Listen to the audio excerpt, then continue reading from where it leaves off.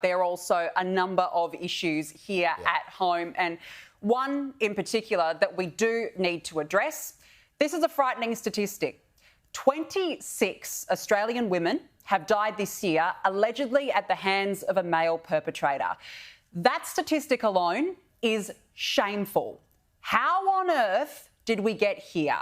Now, over the weekend, thousands rallied across Australia calling for an end to violence against women. And quite rightly, we have a right to be fed up and angry. These are our mothers, daughters, sisters, aunties and friends.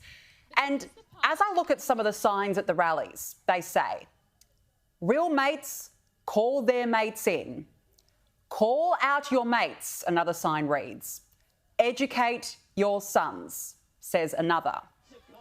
Now, if we want to stamp out this scourge, we all have a role to play.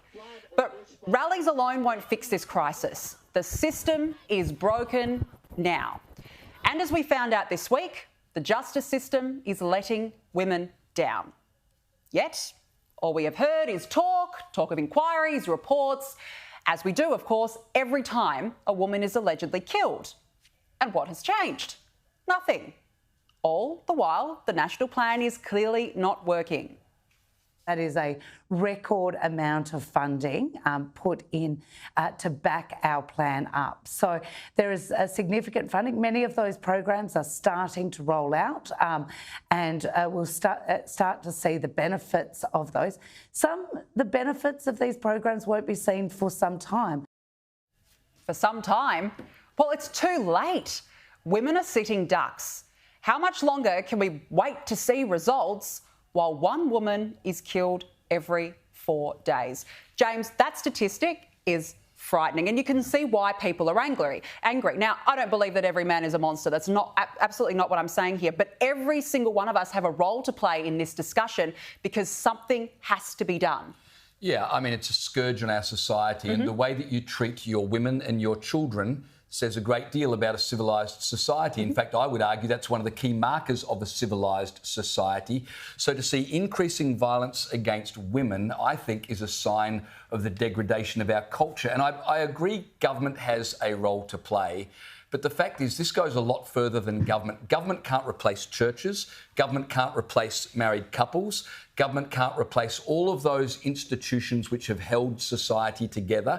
So this is an issue much bigger than we need a few, band-aids applied by government. There's a lot more going on. Yeah, there is a lot more going on, but something needs to be done urgently. We can't keep talking about it, James. It's as simple as that because people are angry now. Yeah, well, I mean, let me talk to you about another aspect of the culture breaking down, because you can see it everywhere. Yeah. Climate catastrophists have come up with a new and ghoulish way to help the environment. Not content with taking our cars, our gas cooktops or our meat, they now want to take our bodies when we die and use them as compost. The ABC ran an article today arguing that instead of being buried or cremated, like in the old days when life was sacred and human beings had inherent dignity, we should be turned into plant food.